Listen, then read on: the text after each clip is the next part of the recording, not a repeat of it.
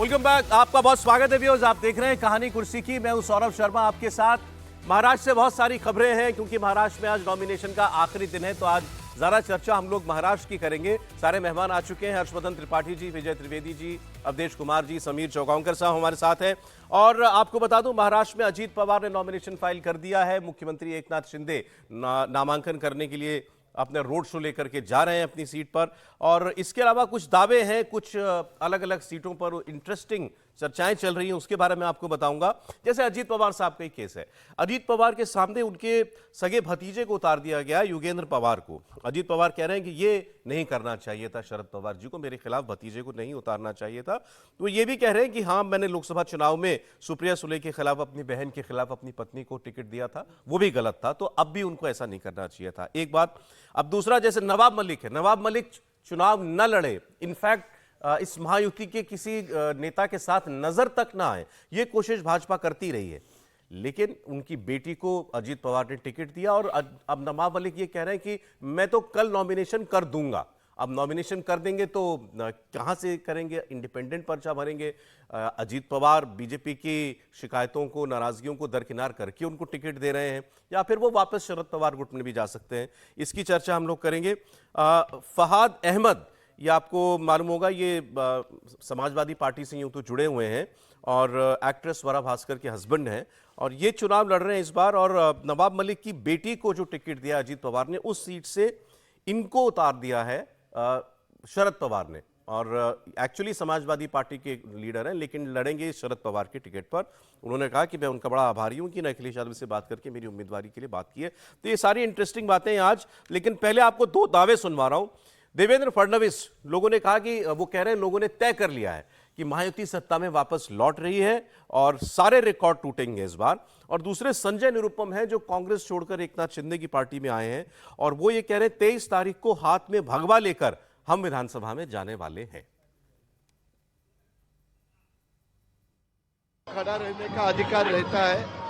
हम जब भी मेरे खिलाफ जो भी कैंडिडेट आया, वो कैंडिडेट स्ट्रांग है ऐसा समझ कर ही मेरे कार्यकर्ताओं ने, मैंने खुद, मेरे परिवार ने, सबने उसका प्रचार किया है। इस दफा भी बारामती कर बहुत अच्छे वोटों से मुझे जिताएंगे, ऐसा मुझे भरोसा है। मुझे उसके बारे में कोई भी कमेंट्स करनी नहीं। उन्होंने ऐसा नहीं करना चाहिए था। मैंने सुप्रिया के खिलाफ मेरे पत्नी को खड़ा किया, वो मेरी भूल थी। ये भूल वापिस इन्होंने नहीं करनी चाहिए थी, लेकिन की है। आखिर वोटर उसके बारे में डिसीजन लेंगे। हम हर चुनाव को चुनौतीपूर्ण मानते हैं, लेकिन मेरा अपना मानना है, लोगों ने मन बनाया है, लोग वापस सत्ता हमको सौंपेंगे। मुंबई में मैं वापस कह रहा हूं, महायुति की ताकत है। मुंबई महायुति के साथ, मुंबई मोदी जी के साथ। देखिए, हम सारी विधानसभाओं में पूरी ताकत से लड़ रहे हैं और जीतने के लिए लड़ रहे हैं। हिंदुत्व हमारे लिए जीने का मुद्दा है, चुनाव का मुद्दा नहीं, जीने का मुद्दा है। और एकनाथ शिंदे जो नॉमिनेशन फाइल करने जा रहे हैं, आज उन्होंने रोड शो निकाला है। उनकी सीट कोपरी पाचपाखड़ी है थाने की, और उससे पहले हमारे सहयोगी दिनेश मौर्य ने उनसे बातचीत की है, वो देखिए आप। मुख्यमंत्री एकनाथ शिंदे नॉमिनेशन के लिए जा रहे हैं और हजारों की संख्या में लोग की भीड़ उमड़ी है। मुख्यमंत्री साहब, अपार जन समर्थन दिखाई दे रहा है। हमने कई नॉमिनेशन कवर किए, लेकिन इतनी भीड़, इतना अपनापन कहीं और नहीं दिखाई। ये सिर्फ भीड़ नहीं है, ये प्रेम है, और ये प्रेम से सब लोग आए। इन्होंने मुझे 4 बार 20 साल विधायक बनाया, इसलिए मैं मुख्यमंत्री पद पा रहा, मुख्यमंत्री बन गया। इसलिए जो प्रेम पिछले 30-40 सालों से है, वो और बढ़ते जा रहा है। निश्चित रूप से ये बहुत ही मेरे लिए, अभी सब लोग एकनाथ शिंदे बन गए, सब लोग को लगता है ये हमारा चुनाव है। ये फर्क है कि चुनाव में मेरी जनता ही उतर गई है, मेरी लाडली बहनों ने चुनाव हाथ में लिया है। मेरे लाडले भाइयों ने चुनाव हाथ में लिया है, यहाँ के आम जनता ने चुनाव हाथ में लिया है, खुद ही एकनाथ शिंदे बनकर प्रचार कर रहे हैं। हर बार आपकी जीत का लीड जो है, मार्जिन, वो बढ़ता गया है। पिछले बार करीब 90,000 की लीड थी, मार्जिन थी जीत का। इस बार कितना सोच रखा है आपने? ये हर साल हर बार हमारे मतदाता लीड बढ़ाते हैं और जरूर इस बार भी लीड बढ़ेगा। ये जनता जनार्दन पूरी तरह उससे खुश है और निश्चित रूप से उनके हर एक के काम में हमारे कार्यकर्ता काम आते हैं और इसलिए लीड इस बार भी बढ़ाएंगे। अब वो कह रहे हैं लीड बढ़ाएंगे, फडणवीस कह रहे हैं लोगों ने मन बना लिया है। दावे दोनों तरफ के देखिए पूरी तरीके से चल रहे हैं। बस इतना मैं आपको बता दूं, सीटों की क्योंकि बात है तो महायुति अब तक जो है, मतलब BJP NCP Sharad Pawar, BJP NCP और एकनाथ शिंदे 235 सीटें डिक्लेयर कर चुके हैं 288 में से। महाविकास आघाड़ी 260 सीटें जो है डिक्लेयर कर चुके हैं। तो बेहद ज्यादा चर्चा इस बात की थी कि दूसरी ओर ज्यादा झगड़ा लगा हुआ है, लेकिन इनके यहाँ पर भी अभी सब कुछ साफ नहीं है। 235 सीटों पर ही अभी तक टिकट जो है वो फाइनल हुए हैं। सर समीर जी। बिल्कुल, और 24 घंटे बचे हैं आखिरी नॉमिनेशन के लिए। कल आखिरी दिन है नॉमिनेशन का और ये उम्मीद की जा रही थी कि कल रात तक सारी सूचियां जारी हो जाएंगी और आज और कल में सारे नॉमिनेशन होंगे। लेकिन ये बड़ा आश्चर्य है कि भारतीय जनता पार्टी और एकनाथ शिंदे जब लगातार अमित शाह के साथ बैठक हो गई, संगठन की बैठक हो गई, दिल्ली में बैठ के हो गई है और ये बार बार कह दिया गया कि सिर्फ 8-10 सीटों के ऊपर एक विवाद था, वो भी सुलझा लिया गया है, लेकिन उसके बाद अभी तक सूची नहीं आई। इसका मतलब अभी भी सीटों को लेकर पूरी तरीके से सहमति नहीं बनी है और ये बता रहा है कि एकनाथ शिंदे ने जिस तरीके से पार्टी पर, भारतीय जनता पार्टी पर दबाव बनाया हुआ था और जो कहा था कि भाई मैं 85 से 87 सीटों पर चुनाव लड़ूंगा, मुझे लग रहा है कि वो उनका दावा जिस पर वो अड़े थे लगभग वो वहाँ पर पहुँच चुके हैं। भारतीय जनता पार्टी जो 165 सीटों पर चुनाव लड़ने की तैयारी दिखा रही थी पहले, अब वो मुझे लग रहा है 149 सीट पर भारतीय जनता पार्टी आकर टिकी है, कहीं 149-150 सीटों के ऊपर। मुझे लग रहा है कि दोपहर के बाद किसी भी समय सीटें जारी हो जाएंगी। अच्छा। लेकिन कई ऐसी सीटें जिसके ऊपर उम्मीदवारों की अदला बदली को लेकर भी अभी दबाव इनका है, आप कह रहे हैं? बिल्कुल, एकनाथ शिंदे का दबाव रहा है क्योंकि उन्होंने कई ऐसी सीटों पर दावेदारी की है जहां भारतीय जनता पार्टी के पहले से विधायक रहे हैं और कुछ सीटें ऐसी जहां भारतीय जनता पार्टी को लग रहा था कि वहां उनका स्ट्रांग होल्ड है, इस बार वो चुनाव जीतेंगे, लेकिन एकनाथ शिंदे ने वहां पर दबाव बना के रखा और दावा नहीं छोड़ा है। तो आखिरी बैठक कल रात को भी काफी देर तक चली है, 1:30 बजे तक। मुझे लग रहा है कि अब दोपहर के बाद किसी भी समय इनकी सूची आ सकती है भारतीय जनता पार्टी की बचे हुए नामों की। आज शाम तक तो आना ही पड़ेगी, कल नॉमिनेशन है। पहली बार ऐसा हुआ है महाराष्ट्र की राजनीति में कि मतलब शिवसेना के साथ भारतीय जनता पार्टी गठबंधन में लड़ती थी तो बहुत आराम से सीटों का डिस्ट्रीब्यूशन हो जाता था। एकनाथ शिंदे को जब मुख्यमंत्री बनाया था 40 विधायकों के साथ, और जब देवेंद्र फडणवीस उप मुख्यमंत्री बने, जिस तरीके से सहजता के साथ सरकार चली, अजीत पवार आए, सरकार में शामिल हो गए, ये कहा जा रहा था कि लोकसभा चुनाव में जैसे सीटों का डिस्ट्रीब्यूशन हुआ उसी तरीके से बहुत आराम से विधानसभा चुनाव में सीटों का बंटवारा होगा। और चूंकि एकनाथ शिंदे को सिर्फ 40 विधायक पर भारतीय जनता पार्टी ने मुख्यमंत्री बना दिया है, तो एकनाथ शिंदे सीटों के बंटवारे के समय बहुत ज्यादा जिद नहीं करेंगे और भारतीय जनता पार्टी को एक बड़ा हैंड इस मामले में देंगे। लेकिन जिस तरीके से उन्होंने सीटों के बंटवारे में अपने दावेदारी को कभी कहीं कमजोर होने नहीं दिया है भारतीय जनता पार्टी के सामने, ये बता रहा है कि वजह ये लगती है कि उनको भी मालूम है कि भाई अगर इस बार भारतीय जनता पार्टी को, जाहिर है ज्यादा सीटें तो वो लाएगी, लेकिन गैप अगर बहुत रहा दोनों में तो वो अपना मुख्यमंत्री के लिए असर्ट करेगी बीजेपी इस बार। वो भी, और दूसरा एकनाथ शिंदे ने जो 2 साल का जो कार्यकाल रहा है, इसके अलावा उन्होंने कई ऐसे विधायकों को भी अपने साथ मिला लिया है। कई निर्दलीय विधायक जो जीते थे वो इस बार एकनाथ शिंदे के साथ लड़ रहे हैं। कई पार्टी के नेता उनके साथ चले गए, संजय निरुपम उनके साथ चले गए, उस सीट पर विवाद था कि वो संजय निरुपम की सीट जाएगी कि नहीं।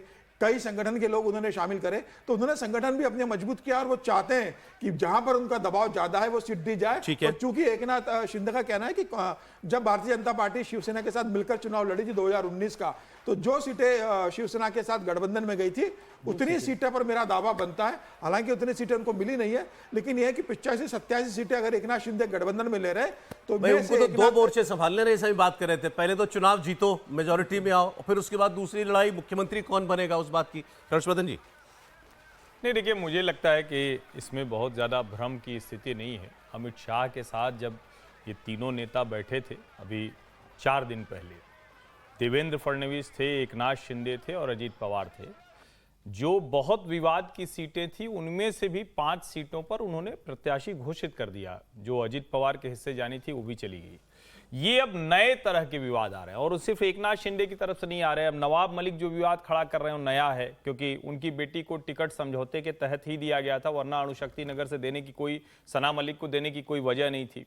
अजीत पवार वो जानते हैं कि अगर इस वक्त कहीं टूट कर गए तो उनका नुकसान भारी हो जाएगा, क्योंकि शरद पवार पूरी तरह से एकदम, जिसको कहते हैं ना कि लाठी लेके खड़े हो गए हैं कि अब हम मानेंगे नहीं। और मैं उनकी बात सुनते बड़ा लग रहा था कि नेता लोग इतने मासूम कैसे हो जाते हैं। वो कह रहे हैं कि हमने तब खड़ा कर दिया था अपनी पत्नी को, अब इनको नहीं खड़ा करना चाहिए प्रत्याशी हमारे सामने। मतलब ये बड़ा विचित्र है। लेकिन उन्होंने भूल स्वीकार, तब भी कहा था मुझसे गलती हो गई चुनाव के बाद, और अभी बुला हार जाने के बाद ना। ठीक है तो एक बार कौन सर अपनी गलती मानता है? नहीं, इसमें नहीं पवार परिवार के साथ ऐसा नहीं है। वो कम से कम 50 बार गलती मान चुके हैं। आप लोग याद करिए उनका करियर, पूरे राजनीतिक उनकी जो यात्रा रही उसमें गलती मानना, कह देना। कभी शरद पवार को अचानक मोदी जी बड़े अच्छे लगने लगते थे, कभी अटल जी की बड़ी प्रशंसा कर दिया कर, तो ये सब उनके राजनीतिक पैंतरे। परिवार का भी मामला है ना भाई, वो कह रहे हैं हाँ भाई मेरे भतीजे को नहीं लड़ाना, हार का मामला है, परिवार नहीं। ये थोड़ा सा मतलब ऐसे मत करिए, परिवार नहीं। परिवार अगर होता तो सुप्रिया के सामने सुनेत्रा पवार को नहीं लड़ाते वो। अब वो हार गए, वो भी हार जाएंगे। तो एकनाथ शिंदे के बारे में, एकनाथ शिंदे का डर तो है, उनको लगता है कहीं भारतीय जनता पार्टी 100 के ऊपर सीटें, और जितनी ज्यादा सीटें होंगी हमारी वाली मुश्किल होगी। लेकिन उनको एक बात का भरोसा है कि अमित शाह अभी जिस तरह की राजनीति अपनी तैयार कर रहे हैं और जिस तरह से हर राज्य में अपने लोगों को बहुत मजबूती से वो बिठा रहे हैं, उसमें शायद उनको भरोसा है कि हमको सीटें कितनी भी मिले हम मुख्यमंत्री बनेंगे। और दूसरा, एक जो वहां चर्चा बहुत मतलब ज्यादा तेजी में चल रही है कि क्या देवेंद्र फडणवीस को राज्य की राजनीति में चुनाव के बाद रखा जाएगा या नहीं रखा जाएगा, ये एक बड़ी चर्चा है जिसकी भी वहां खूब जमकर महाराष्ट्र में विशेष करके विद इन बीजेपी ये चर्चा हो रही है। और इसलिए हो रही कि उनको एलिवेट होने की जरूरत है। अगर यहां मुख्यमंत्री नहीं बनेंगे तो उनको कोई बड़ा पद देना पड़ेगा, वरना वो ठीक नहीं लगेगा कि फिर से वो उप मुख्यमंत्री बने। नहीं तो एलिवेट ही होना है तो क्यों नहीं मुख्यमंत्री? सवाल तो ये है। नहीं, उसके पीछे बड़ी सीधी सी वजह है। मतलब जो एक भाजपा के नेता ने मुझसे कहा, मैं शब्दशः दोहरा देता हूं। उन्होंने कहा अरे आप सोचिए ना, महाराष्ट्र में मराठा नहीं एक ब्राह्मण 5 साल मुख्यमंत्री रह गया, ये क्या छोटी बात आप समझते हैं? और उसके बाद भारतीय जनता पार्टी की यह आवश्यकता है कि एक मराठा हो। देवेंद्र फडणवीस के काम के तौर पर, मुख्यमंत्री के तौर पर किसी को कोई दिक्कत नहीं, सब बहुत शानदार काम किया, जितनी विकास की योजनाएं हो, सामान्य योजनाएं। लेकिन जो राजनीति वहां अभी चल रही है, और वो शायद तभी खत्म होगा जिसको हम पूरे देश में जो जाति वाली राजनीति कहते हैं, वो महाराष्ट्र में जो मराठा वाली राजनीति, उसके दबाव में तो बीजेपी के पास अपना कोई मराठा नेता नहीं है सीएम बनाने के लिए, उस कद का तो नहीं दिखता है। और जिनकी चर्चा होती है अभी वो फिलहाल है नहीं उस दौड़ में। ठीक सर, देखिए इस समय का जो, इसको मैं खींचतान तो नहीं मानता हूं, और न इस सीमा तक जाना चाहिए कि भारतीय जनता पार्टी 150 से नीचे नहीं जा रही है। और पहले से ये कि 80 के आसपास शिवसेना शिंदे लेगी, 50-52 के आसपास अजीत पवार लड़ेंगे, मोटा मोटी इस पर सहमति थी, थोड़ी बहुत है। अब चूंकि पार्टियों के अंदर के भी कैंडिडेट्स जो हैं, उसमें कौन जीतने वाला है कौन नहीं जीतने वाला है, इसमें भी तीनों के विचार होते हैं कि हम यहां से इनको दे रहे हैं तो जीतेंगे कि नहीं जीतेंगे, ये कैसे कैंडिडेट हैं, क्या इनकी जगह इसको दिया जाए, क्या आप हमारी पार्टी का ये आदमी है आपके टिकट से वहां लड़ सकता है, क्या आपके पार्टी का ये व्यक्ति हमारे टिकट से लड़ सकता है। क्योंकि लोकसभा चुनाव के बाद जो स्थिति बनी है उसमें भाजपा भी और बाकी दोनों साथी भी बहुत ही सोच समझकर कैंडिडेट उतारने की कोशिश कर रहे हैं।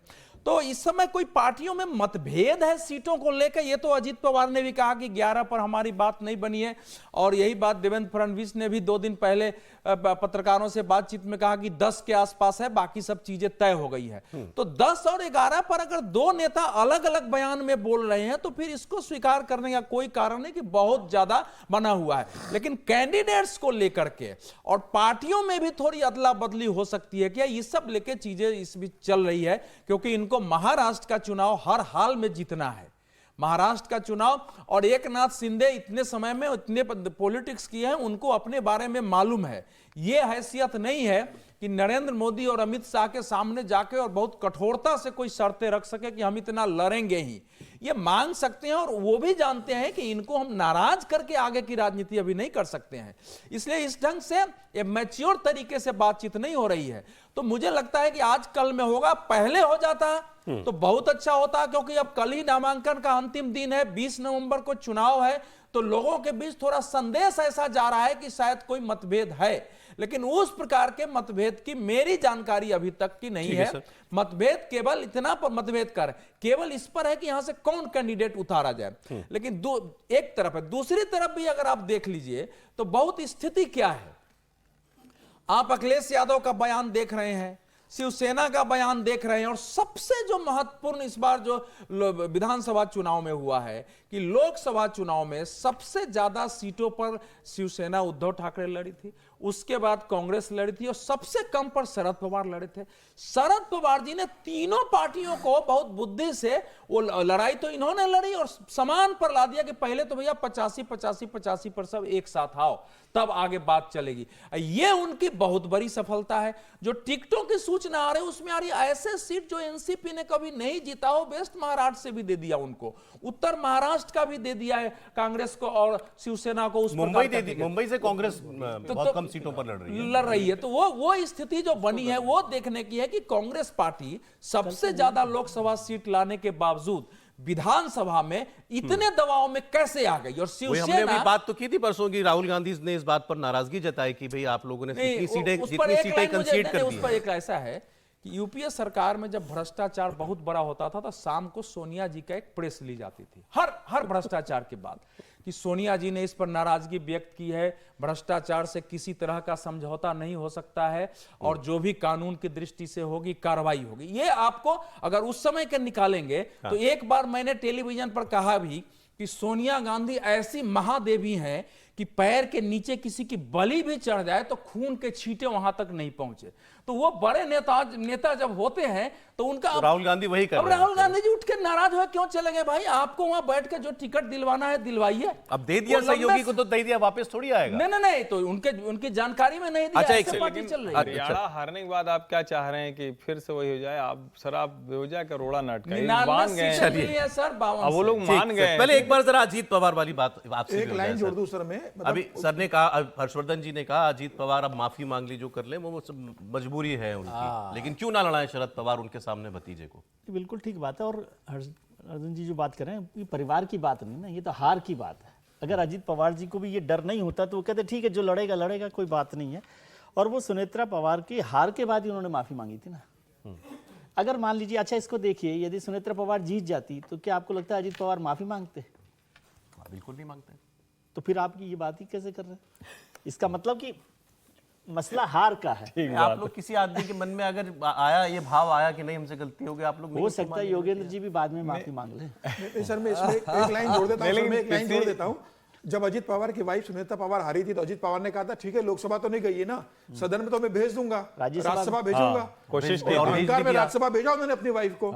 और अजीत पवार को डर क्यों सता रहा है? डर ये सता रहा है कि बारामती विधानसभा से जो लोकसभा चुनाव हुआ था 20,000 वोट से हारी थी सुनेत्रा पवार। तो इनको एक डर है। और जो अभी ये नहीं तो ये योगेंद्र पवार जो भतीजे उनके लड़ेंगे, मतलब ये फंसा देंगे चुनाव, ऐसा लगता तो है। शरद पवार जी लड़ रहे हैं ना चुनाव। सही बात है। इसमें योगेंद्र पवार कहाँ से आ गए? शरद पवार लड़ रहे हैं। और वो जो लोकसभा का चुनाव है वही अपने आप में एक वार्निंग सिग्नल के साथ है कि जो विधानसभा सीट थी बारामती की वो है।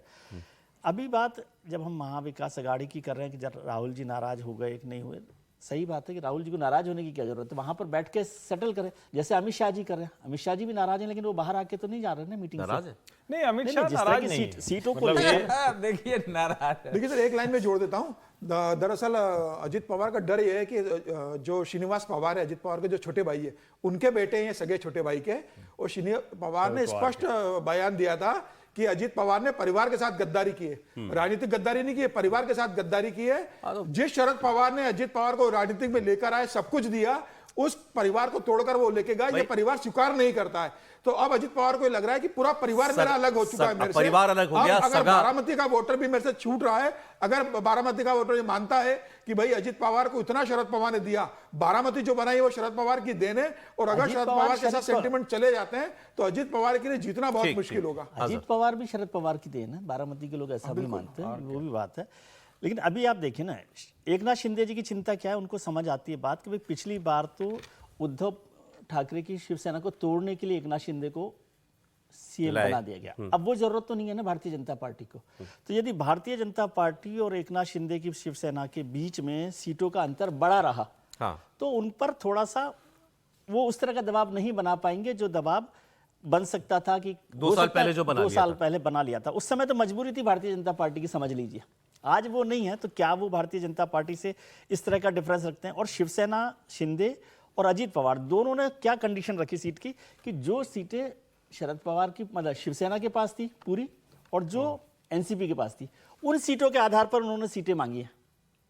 और ये भारतीय जनता पार्टी के लिए पहला बड़ा टक्कर भी है, मुश्किल भी है, कि वो अपनी जितनी सीटें उससे भी कम सीट पर चुनाव लड़ रही है। ये आसान बात है कि आप भले ही सारे चाणक्य और जो चंद्रगुप्त हैं सब अपने एक साथ सीट से बैठे कहाँ हैं। कम से लड़ रही है? 165 सीटों पर लड़े हैं पिछली बार। हाँ, वो पिछली बार लड़े, तो उसी से ही तो कम अभी होती है। घोषणा बाकी है, 150 पर आएंगी तो 15-20 सीटें कम हो जाएंगी। जाएगी। तो वो एक मुश्किल काम हो रहा है, और भारतीय जनता पार्टी भी समझती है कि भाई ज्यादा से ज्यादा सीटों पर वो अपनी ताकत दिखा पाए, जो खासतौर से लोकसभा चुनावों में जो उसकी परफॉर्मेंस रही, उसका भी एक अपने आप में प्रेशर है। तो भारतीय जनता पार्टी इस समय महायुति में 2 तरह के झगड़ों से निपट रही है।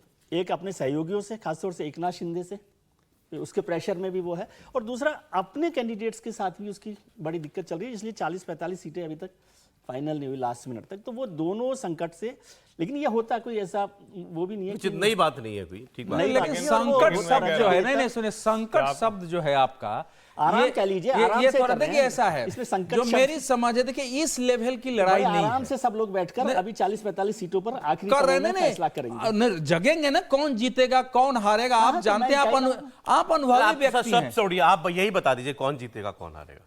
नहीं, ये तो मैं इस समय देखिए, हरियाणा में भी आप देखेंगे 8-10 दिन पहले जब हमने वीडियो भेजा, जब चीजें बनी, तो हम लोगों ने बोलना शुरू किया। जो स्थिति थी उस समय क्लियर था कि हमने कहा भाई अब 50 आज क्या स्थिति महाराष्ट्र अभी की स्थिति में लोकसभा चुनाव का वातावरण महाराष्ट्र में बदल चुका है। ओके, इस समय की स्थिति में महायुति महाअघाड़ी से आगे है।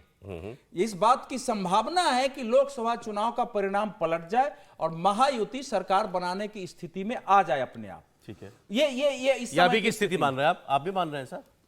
सर अभी एक दिन इंतजार करना पड़ेगा। कल नॉमिनेशन है और 4 तारीख को नाम वापसी का दिन है। कई अभी बगावत करके जो खड़े हुए हैं और जो कह रहे हैं, 4 तारीख को पिक्चर क्लियर होगी कि कितने बगावत करके कौन से पार्टी से खड़ा हो रहा है। और उसके बाद 8-10 दिन जो चुनाव प्रचार का रहेगा, 10 तक पिक्चर क्लियर होगी कि महायुति और महाविकास आघाड़ी में कौन ज्यादा ताकतवर तरीके से चुनाव लड़ने जा रहा है।